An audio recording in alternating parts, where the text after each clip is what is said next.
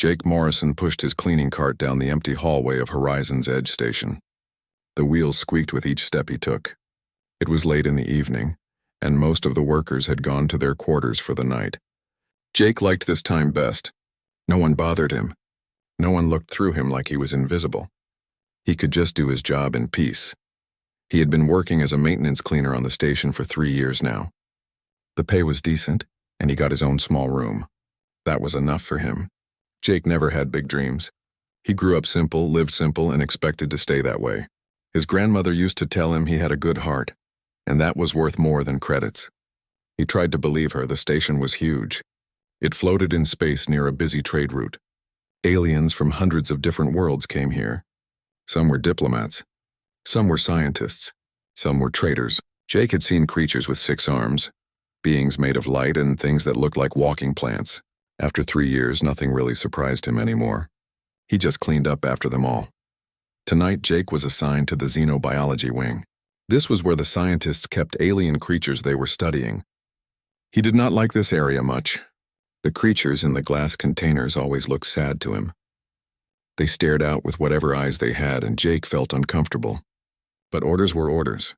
The floors needed mopping and the air filters needed checking. He entered the main lab and started his routine. Mop the floors, wipe down the counters, empty the trash bins, check the environmental controls. It was all automatic to him now. His hands knew what to do while his mind wandered.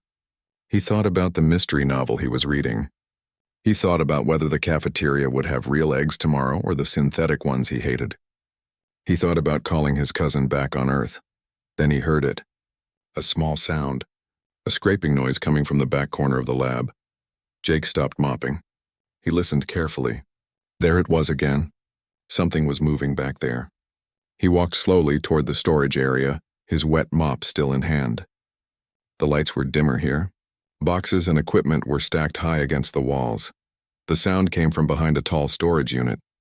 Jake set down his mop and carefully moved closer. He could see that the storage unit had fallen forward slightly, leaning against the wall. Something was trapped in the gap behind it. Jake grabbed the edge of the storage unit and pulled. It was heavy, but he was strong enough. He managed to shift it a few inches. Then he saw what was trapped behind it. A small creature with silver scales lay on the floor. It was about the size of a large cat. It had 4 legs, 2 wings, and a long tail. Its scales shimmered in the dim light, reflecting colors like oil on water. The creature turned its head toward Jake, and he saw its eyes. They were large and golden, filled with fear and pain. Jake recognized it immediately from the database files he had seen. This was a dragon. A real dragon. Not the fairy tale kind from Earth stories, but an actual alien species that looked just like the legends. The scientists called them rare. They called them valuable. They called them dangerous. This one looked anything but dangerous. It was small and hurt. One of its wings was bent at a wrong angle.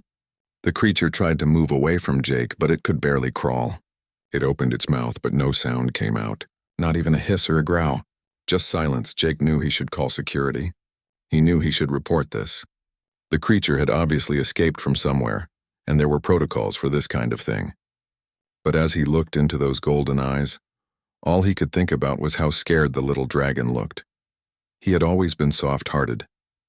His grandmother said it was his best quality. His supervisors said it was a weakness. Right now, Jake did not care what anyone thought. He knelt down slowly, making himself smaller. He kept his movements gentle. The dragon watched him but did not try to run again. Maybe it was too hurt. Maybe it was too tired. Or maybe it sensed that Jake meant no harm. Jake carefully reached out his hand. The dragon flinched but did not bite. Jake touched its injured wing very gently. The dragon made no sound, but its eyes squeezed shut in pain. The wing was definitely broken or dislocated. Jake had helped injured birds back on Earth as a kid.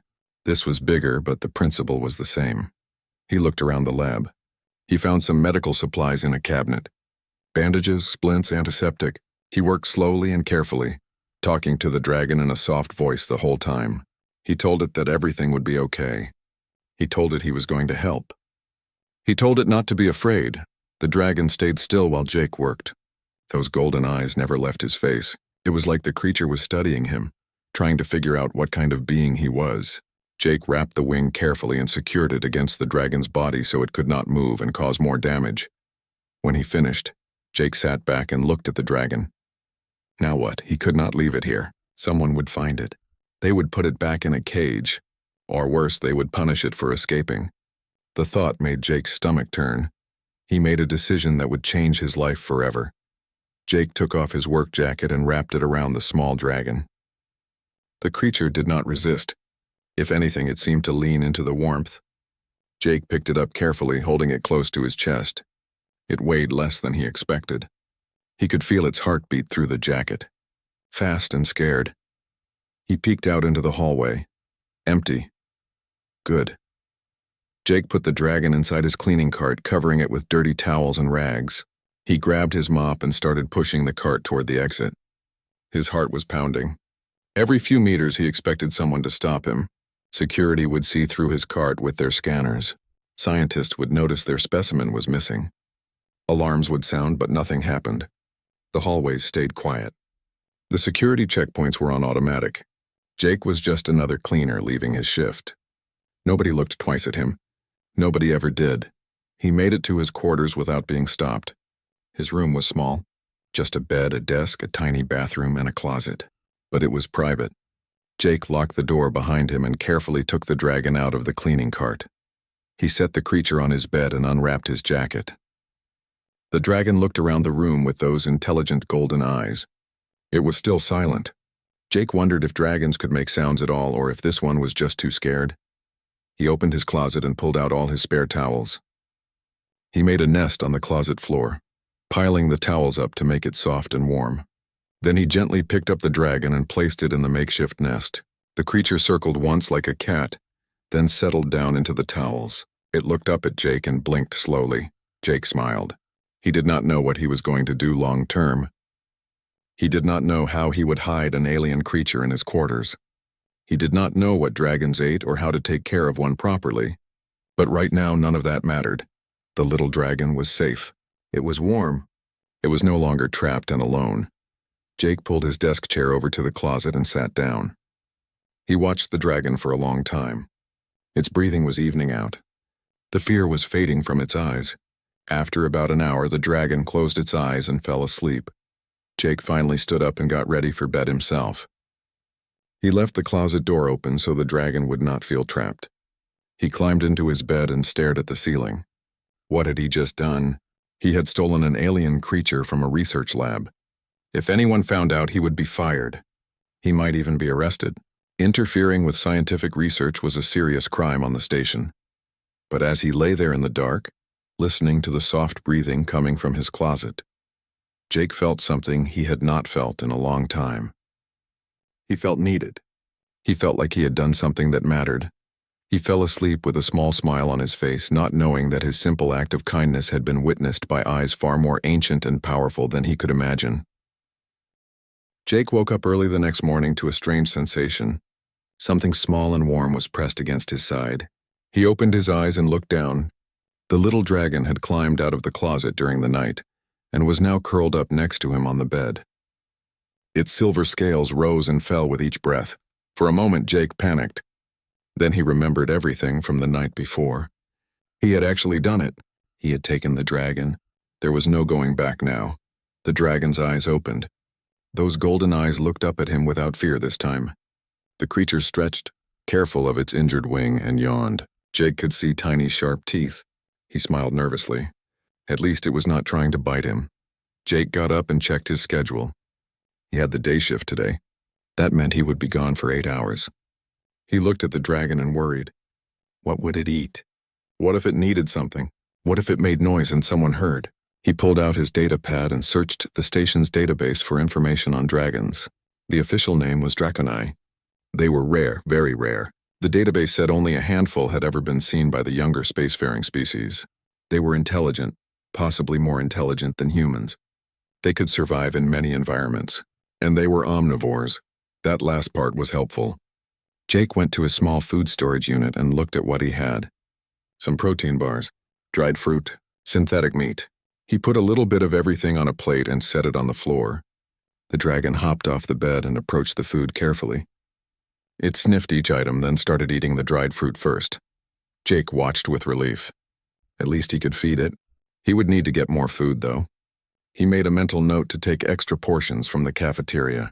Before leaving for work, Jake made sure the dragon had water. He put out a bowl filled from his bathroom sink. He also locked his door from the inside and used the override code to make sure no one else could enter. Maintenance staff had codes to every room, but his own code would block others for 24 hours. He had never used this function before, but he was grateful it existed. He knelt down next to the dragon. It looked up at him with those intelligent eyes. Jake spoke softly. "I have to go to work. I will be back tonight. Please stay quiet. Please do not break anything. I am trying to help you, okay?" The dragon tilted its head like it was listening, like it understood. Jake wanted to believe it did. He left for his shift feeling anxious. All day, while he mopped floors and fixed broken equipment, he worried. Would the dragon be okay? Would someone discover it? Would it be scared alone in his room? His supervisor, Betty, noticed his distraction. She was a tough woman with gray hair and a no-nonsense attitude, but she was fair and Jake respected her. "You feeling all right, Morrison?" she asked during the lunch break. Jake nodded quickly. "Yes, ma'am." "Just tired," Betty studied him. "You look different. Happier, maybe, but also nervous. You get yourself a girlfriend or something?" Jake almost choked on his synthetic coffee. "No, ma'am. Nothing like that," Betty shrugged. "Well, whatever it is, just make sure it does not affect your work. You are one of my best cleaners. I would hate to have to write you up." Jake promised to stay focused. The rest of the shift dragged by slowly. When it finally ended, he practically ran back to his quarters. He unlocked his door and stepped inside carefully. The dragon was sitting on his bed looking at him. The room was exactly as he had left it. Nothing was broken. The food and water were gone. The dragon had been good. Relief washed over Jake. He locked the door behind him and sat on the bed. The dragon immediately climbed onto his lap. It was such a trusting gesture that Jake felt his throat tighten with emotion. He petted the dragon's head gently. The scales were smooth and warm. The dragon closed its eyes and made no sound, but Jake could tell it was content. That night, Jake did something he had not done in years. He read out loud. He had an old datapad filled with books from Earth, adventure stories mostly, tales of heroes and quests in faraway lands. He started reading one to the dragon. The creature listened intently. Its eyes followed Jake's face as he read. When Jake did different voices for different characters, the dragon's head tilted in what looked like amusement. This became their routine. Jake would go to work, worry all day, then come home to the dragon. He would feed it, talk to it, and read to it. The dragon's wing was healing slowly. Jake changed the bandage every few days. The creature always stayed still and quiet while he worked. Jake started calling the dragon Ember. It seemed fitting. The way its scales caught the light reminded him of dying coals in a fire, still glowing with inner warmth. 3 weeks passed. Jake smuggled food from the cafeteria. He researched everything he could about Draconi in the database, though information was limited. He learned they were long-lived. He learned they were powerful. He learned they valued family above all else. That last part made Jake sad. Ember had no family here. The dragon had been alone and hurt. Jake wondered where Ember had come from and how it had ended up on the station. Ember grew more comfortable with Jake. The dragon followed him around the small quarters. It watched him shower through the bathroom door. It sat on the desk while Jake did paperwork. It curled up next to him every night. Jake found himself talking to Ember more and more. He told the dragon about his life, about growing up poor on Earth, about his grandmother who raised him after his parents died, about how he never felt like he fit in anywhere, about how lonely space could be, even surrounded by thousands of beings. Ember always listened. Those golden eyes never looked away. Jake started to feel like the dragon understood every word, even though it never made a sound in response. Other crew members noticed the change in Jake. He smiled more. He hummed while he worked. He seemed lighter somehow, less weighed down by the world. Betty commented on it again. "Whatever you got going on, Morrison, it is working for you." Keep it up, if only she knew. One evening, Jake was particularly tired after a long shift. He had cleaned up after a diplomatic incident involving a species that secreted acidic slime when angry. It had not been pleasant. He came back to his quarters exhausted and frustrated. Ember greeted him at the door as always. Jake sat on the bed and put his head in his hands. He felt overwhelmed suddenly. What was he doing? He was hiding an alien creature in his room. He was stealing food. He was lying to everyone. This could not last forever. Eventually, someone would find out. Eventually, he would have to make a choice. Ember climbed onto the bed and pressed against Jake's side. The dragon's warmth was comforting. Jake wrapped his arm around the creature and sighed. I do not know what I am doing, Ember, he said quietly. I want to help you. I want to keep you safe, but I am just a cleaner. I do not have the power to protect you if they find out. I do not have anywhere to take you. I do not even know where you belong. Ember looked up at him. Then the dragon did something it had never done before. It placed one small clawed paw on Jake's chest right over his heart. The gesture was so deliberately human, so full of meaning that Jake caught his breath. You understand me, do not you? Jake whispered. You understand everything I say. Ember blinked slowly. Once, like a confirmation. Jake felt tears prick his eyes. He was not alone in this. Ember was not just a creature he was helping. Ember was a person, an intelligent being who had chosen to trust him. That night, Jake made a decision. He would not just hide Ember. He would try to help the dragon truly. If Ember understood language, maybe Ember could learn to communicate. Maybe there was a way. He pulled out his data pad and started researching. Speech therapy, language development, communication methods for nonverbal beings. He read late into the night while Ember slept beside him. Jake did not notice the brief flicker of his environmental sensors. He did not see the small thermal spike that appeared outside his window, in the vacuum of space where nothing should be. He did not know that someone had been watching his quarters every night for weeks. Someone ancient and patient. Someone waiting to see what kind of being this human truly was. Jake started his new mission with determination. Every evening after work, he spent time trying to help Ember communicate. He began with simple sounds. He would make a noise and encourage Ember to try. The dragon watched his mouth carefully, studied how his lips and tongue moved, but nothing came out when Ember tried. Jake did not give up. He remembered his grandmother teaching him patience. Good things take time, Jakey, she used to say. He tried to remember that now. He started pointing at objects and saying their names. Cup, bed, door, light. He repeated each word slowly and clearly. Ember's eyes tracked every movement. The dragon's intelligence was obvious. Jake could see Ember thinking, processing, trying. After a week of this, Jake tried something different. He played videos on his datapad. He found recordings of other draconic species, the few that existed in the database.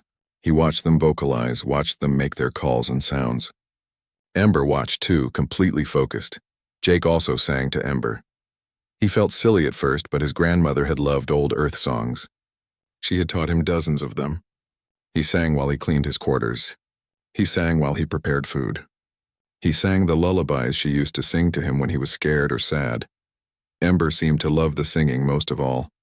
The dragon would settle down and watch Jake with those golden eyes, completely still except for the gentle rise and fall of breathing.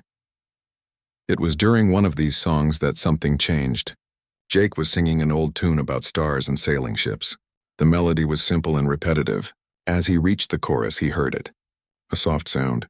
So quiet he almost missed it. Ember was humming, not with words, just matching the tune. The sound was melodic and pure, like wind chimes in a gentle breeze. Jake stopped singing immediately. Ember stopped too and looked at him with what seemed like embarrassment. No, that was good, Jake said excitedly. Do it again. Please try again. He sang the chorus once more. This time Ember joined in more confidently. The humming was still quiet, but it was there. It was real sound coming from the dragon. Jake felt like he had just won 1,000,000 credits. He laughed and carefully hugged Ember. The dragon leaned into the embrace. From that moment, progress came faster. Ember started making more sounds, little chirps and whistles. The dragon's throat seemed to be learning how to work, like muscles that had never been used before were finally waking up.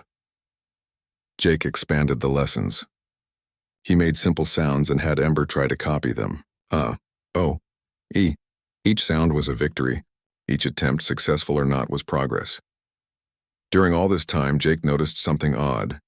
His quarters had been experiencing strange environmental glitches. The temperature sensors would spike for a moment, then return to normal. The external cameras would show brief distortions. He reported it to maintenance, but when they checked, they found nothing wrong. They blamed it on the station's aging systems. Jake was too focused on Ember to worry much about it. The dragon's wing had fully healed now. Ember could fly short distances around the room. The dragon seemed healthier, stronger, more confident. 6 weeks after Jake had found Ember, the breakthrough happened. It was Jake's day off. He had the whole day to spend with Ember, and he planned to use it well. He had smuggled extra food from the cafeteria. He had downloaded new books to read. He was in a good mood. He decided to try something new.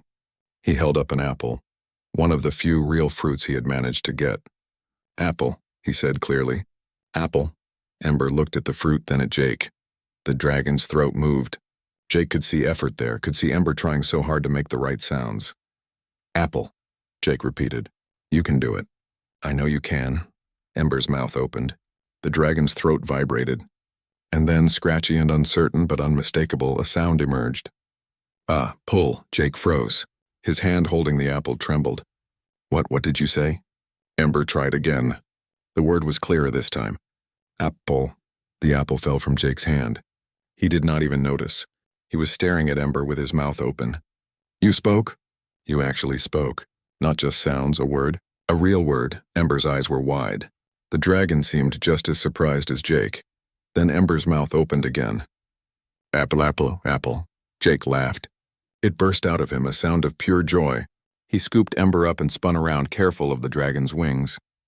"You did it!" "You spoke." He set Ember down and immediately grabbed other objects. A cup, a book, a blanket. He named each one, and Ember, like a dam had broken inside, started repeating the words. The pronunciation was accented. The words came slowly, but they were clear. Jake could not stop smiling. He sat on the floor with Ember, and they went through dozens of words.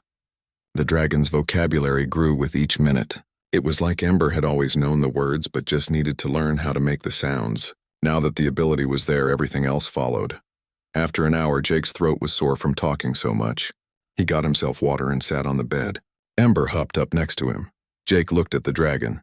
"Can you tell me your name?" "Do you have a name?" Ember was quiet for a moment, thinking. Then the dragon spoke, and Jake's world shifted.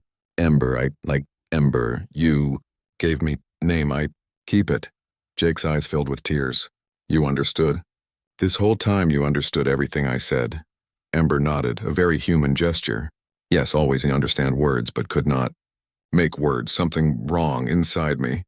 "What happened to you?" "Where did you come from?" Jake asked gently. Ember's golden eyes dimmed with sadness. The dragon took a breath and spoke slowly, carefully. "Taken from nest. As egg, bad people, sold me to this place, scared, so scared. Could not call for help. Could not speak, even before. Born wrong. Mother tried, help, nothing worked." Jake felt his heart break. "I am so sorry, Ember. I am so sorry that happened to you." "You found me," Ember said, the words coming more smoothly now as the dragon practiced. "You helped me, read to me, sang to me, made me feel safe. Then I learned, with you, how to make words. You fixed me when no one else could." Jake shook his head. "I did not fix you. You were never broken. You just needed someone to be patient with you, to believe you could do it." Ember moved closer to Jake and placed a paw on his hand. "You are my friend, my only friend." "Thank you, Jake." Jake had to wipe his eyes. "You are my friend too, Ember. My best friend." They sat together in comfortable silence for a while. Then Ember spoke again. "Jake, what happens?" "Now I cannot stay hidden forever." It was the question Jake had been avoiding. "I do not know," he admitted. "Your people, the Draconai, they are out there somewhere. Your family must be looking for you, but I do not know how to contact them. I do not know how to get you home." Ember was quiet. "Scared to leave you, but miss my mother, miss my home." "Of course you do," Jake said softly. "We will figure something out. I promise." But Jake had no idea how to keep that promise. The Draconai were legendary.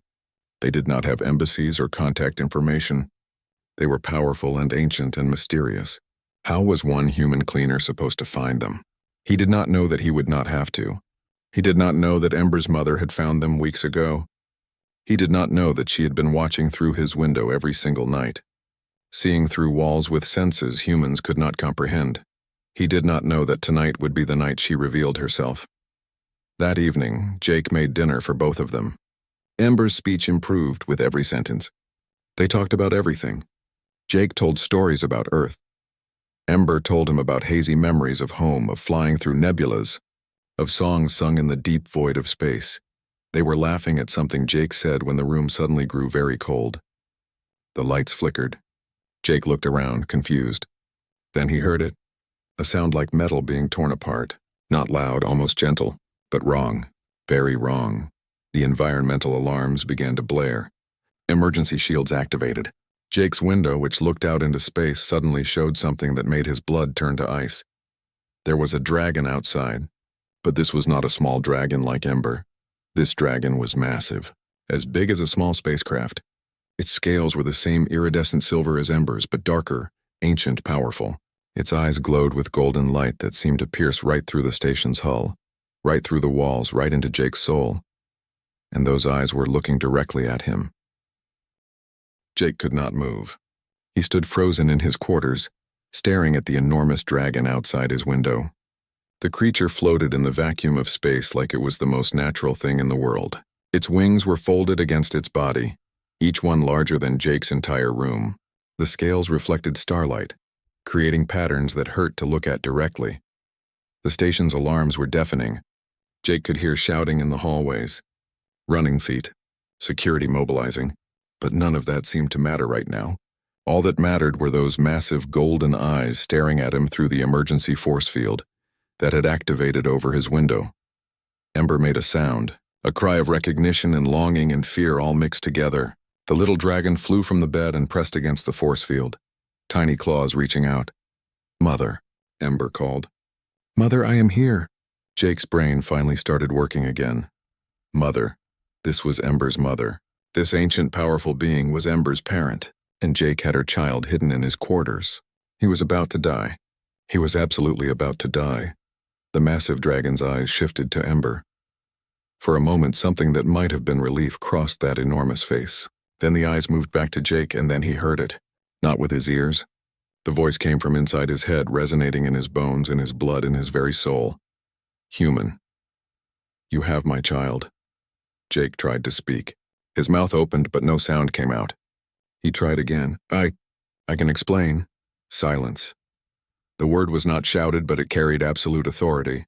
"I have watched you for 23 days. I have seen everything. Every moment. Every word. Every kindness. Every song. Now you will listen to me."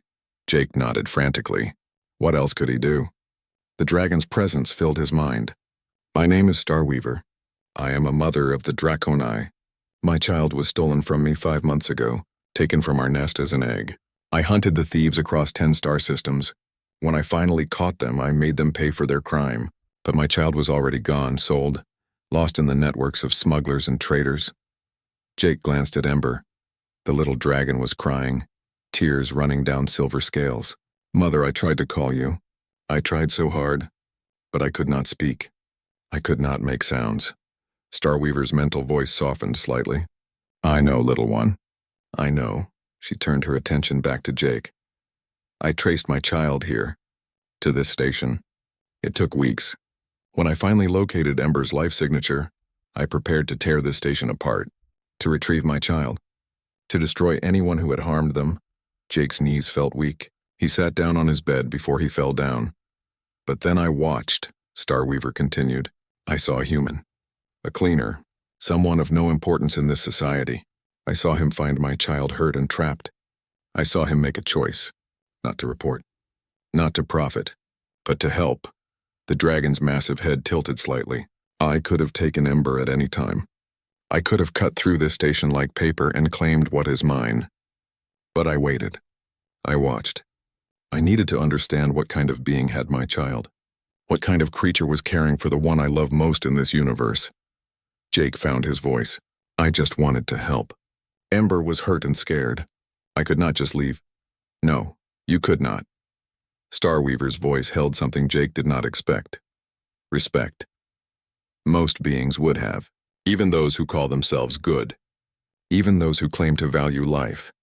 They would have reported it, followed protocols, let others handle it, but you took responsibility.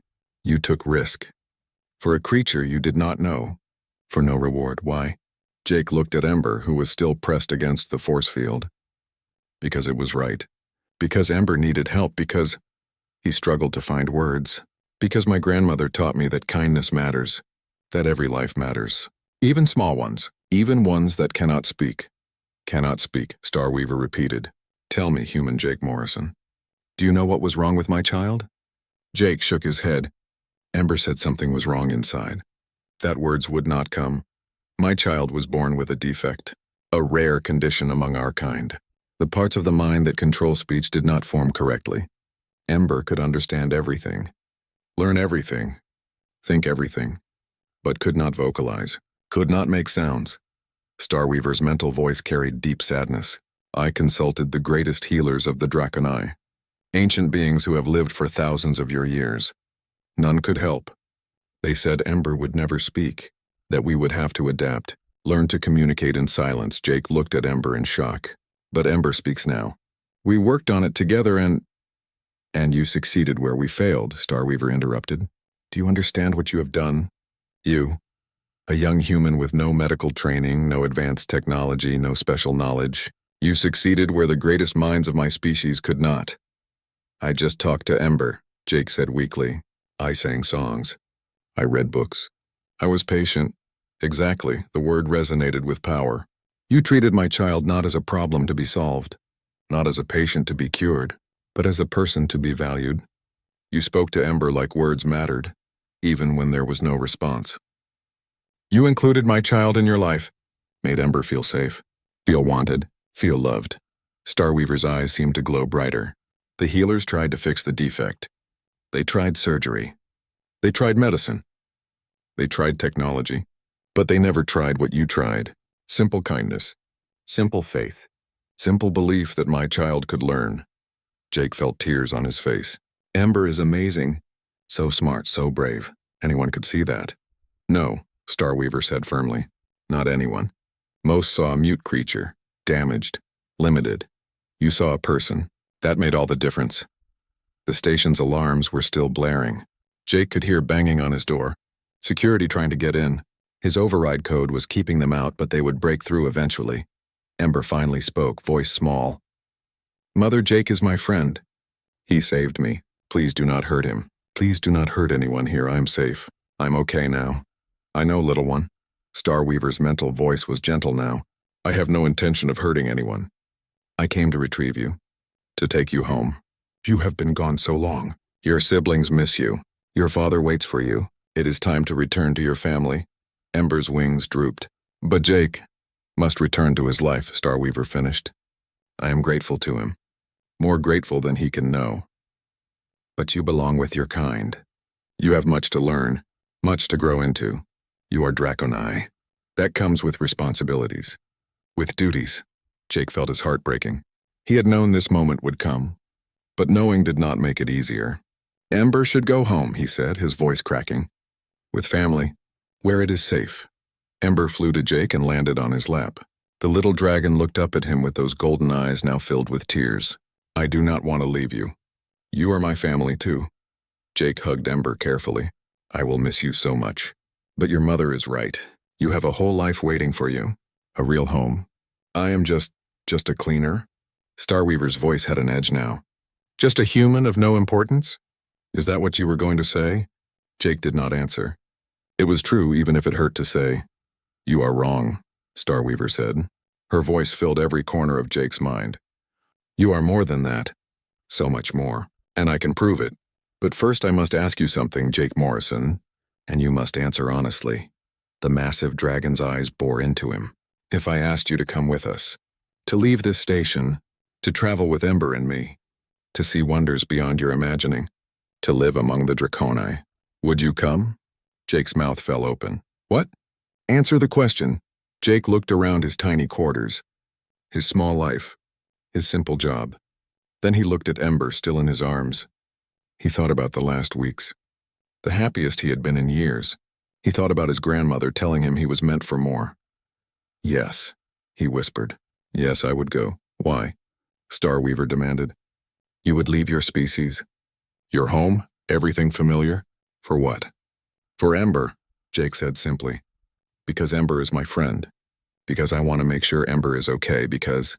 He paused. Because for the first time in my life I feel like I matter. Like I made a real difference. I do not want that feeling to end. Starweaver was silent for a long moment. Then Jake heard something he never expected. Laughter. Deep, rolling, powerful laughter that made the entire station shake. The laughter stopped as suddenly as it started. Starweaver's voice filled Jake's mind again, but this time it was warm. Almost affectionate. You are exactly what I hoped you would be, Jake Morrison. Exactly what I needed to see. Before Jake could ask what that meant, the door to his quarters exploded inward. Security forces poured in, weapons drawn. The station director was with them, a tall alien with blue skin and 4 arms. His name was Director Kelvin, and he looked furious. Stand away from the window, Kelvin shouted at Jake. We are under attack. There is a hostile creature outside the station. Jake stood up, still holding Ember. Wait, she is not hostile. That is a Draconi, Kelvin interrupted. One of the most dangerous species in known space. Step away from that window now, Starweaver's voice came again, but this time everyone in the room heard it. Not just Jake, all of them. Every person froze as the ancient dragon spoke directly into their minds. I am Starweaver, Mother of Stars, Elder of the Draconi. I am no threat to this station. I have come only for my child. The child that was stolen from me. The child that this station purchased from smugglers. Director Kelvin's face went pale. His forearms dropped to his sides. We did not know. The specimen came with proper documentation. You thought wrong. Starweaver's displeasure was clear. You bought a stolen child. My stolen child. I should burn this station to dust for that crime alone. The security forces raised their weapons, but they were shaking. Jake could see the fear on their faces. What could their weapons do against a creature that survived in the vacuum of space? But I will not, Starweaver continued. Because of one being on the station, one human who saw my child not as a specimen but as a person, who helped when he could have looked away, who sacrificed his safety and his comfort to care for one small, scared dragon. Kelvin looked at Jake in confusion. What is she talking about, Morrison? Jake held up Ember. I found Ember 6 weeks ago, hurt and trapped in the xenobiology lab. I took care of them. I helped them heal. You stole research property? Kelvin's voice was high with stress. I saved a child. Jake shot back with more confidence than he felt. A person, not property. Ember spoke up, voice clear and strong. Jake is right. I am not property. I am Ember, child of Starweaver. And Jake Morrison is my friend. He saved my life. He gave me my voice. The room fell silent. Everyone stared at the small dragon in shock. It speaks, one of the security officers whispered. Of course I speak, Ember said indignantly. Jake taught me. When no one else could. When everyone else saw me as broken. Starweaver's presence intensified. Which brings me to my purpose. I came to retrieve my child. But I also came to offer something. Jake Morrison, you have given the Draconi a gift beyond measure. You returned my child to me whole. More than whole. You gave Ember confidence. You gave Ember hope. You gave Ember speech. One of Starweaver's massive claws extended toward the window. The emergency force field parted around it like water. The claw, each talon the size of a human body, reached into the room with impossible gentleness. It stopped just in front of Jake. The Draconi pay their debts, Starweaver said. You could ask for wealth, for technology, for power, but I offer you something else. I offer you a place among us, a home with my flight. You would be the first human to live with the Draconi, to learn our ways, to see the wonders we see, to be family. Jake could hardly breathe. What? Come with us, Ember said, looking up at Jake with pleading eyes. Please, Jake, come home with me. I do not want to say goodbye. This is insane, Director Kelvin said. Morrison, you cannot just leave with an alien species. There are procedures, protocols. Starweaver's voice turned cold. He can do whatever he wishes. Your protocols mean nothing to me. Jake Morrison is free to choose. Stay here in his small life, his tiny room, his job where no one sees him. Or come with us. Adventure awaits. The cosmos awaits. Purpose awaits. Jake looked around the room. At the security forces who had never learned his name. At the director who barely knew he existed. At his quarters that held everything he owned in a space smaller than most closets. Then he looked down at Ember. Will I be welcome? He asked quietly. Really welcome? I am just a human. I am not special. You are special to me, Ember said immediately.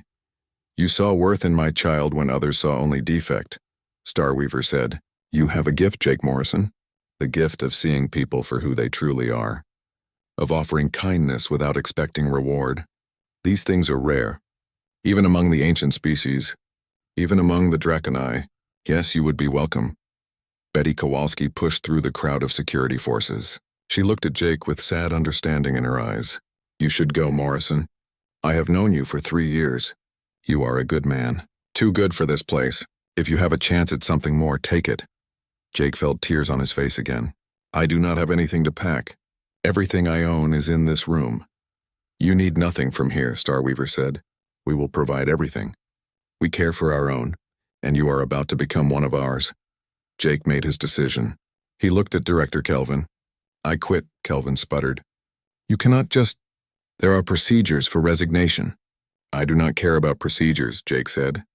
He was surprised by how good it felt to say it. I am leaving. With Ember. With Starweaver. He turned to the massive claw still extended into the room.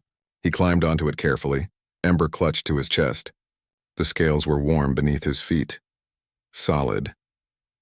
Real. Starweaver pulled her claw back through the window. The force field sealed behind it. Jake stood in a bubble of air that Starweaver had created floating in space. He should have been terrified. Instead, he felt more alive than ever. Through the window, he could see the people in his quarters. Betty smiled and waved.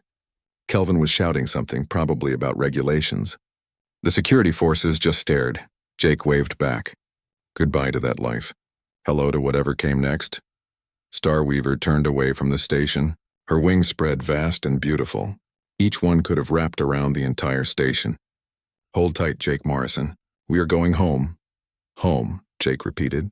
The word felt right. Ember snuggled against him. Thank you, Jake, for everything. Thank you, Ember, for making me realize I could be more than I thought.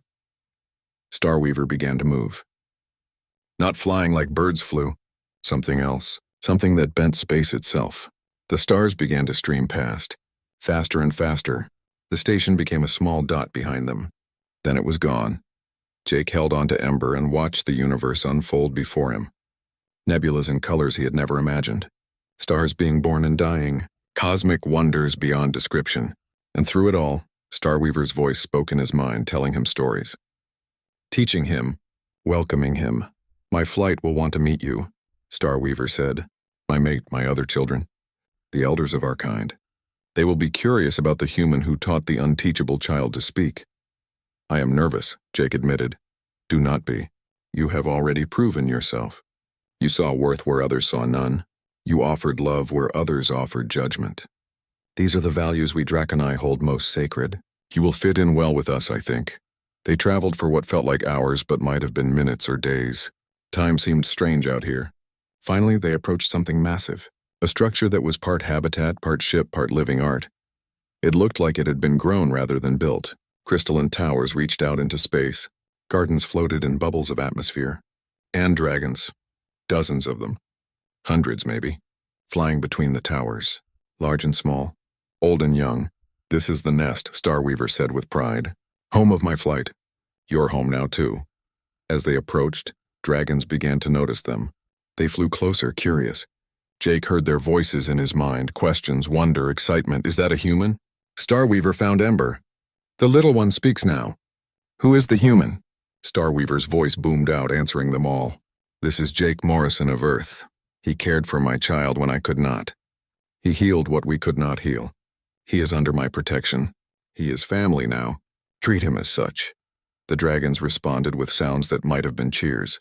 Or songs, or both. They swarmed around, not threatening but welcoming. Ember waved at them and called out greetings, showing off the speech Jake had helped unlock. They landed on a platform near one of the towers. Starweaver's claw lowered Jake gently to the ground. His feet touched solid surface for the first time in hours. The gravity felt slightly lighter than on the station. The air smelled like cinnamon and starlight if starlight had a smell. A dragon approached. Smaller than Starweaver, but still massive. Its scales were deeper silver, almost black. "Welcome home, little one," it said to Ember. Then it turned to Jake. "And welcome to you, Jake Morrison. I am Nightfall, mate to Starweaver. Father to Ember, I owe you a debt I can never repay." Jake did not know what to say. "I just did what anyone would do." "No," Nightfall said firmly. "You did what you would do. That makes all the difference." More dragons arrived. Ember's siblings, excited to see their lost brother and curious about the human. Elders who wanted to examine Jake like he was a fascinating puzzle. Younglings who asked a million questions. Through it all, Ember stayed by Jake's side, translating when needed, introducing Jake to everyone. As the sun set on whatever world hung in the distance, Jake sat on the